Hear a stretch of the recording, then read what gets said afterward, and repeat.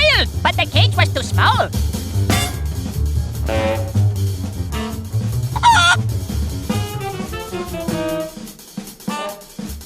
Holy mackerel! Hey!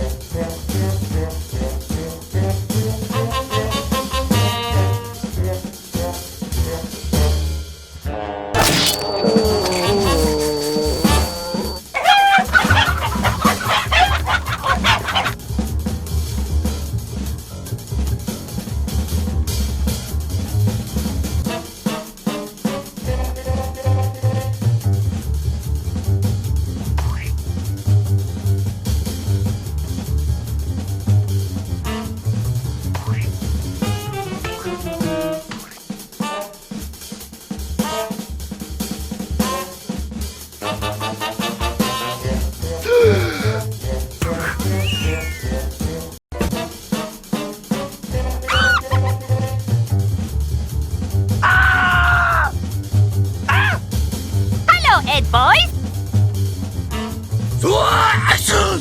我々は京都のすぐのそのものは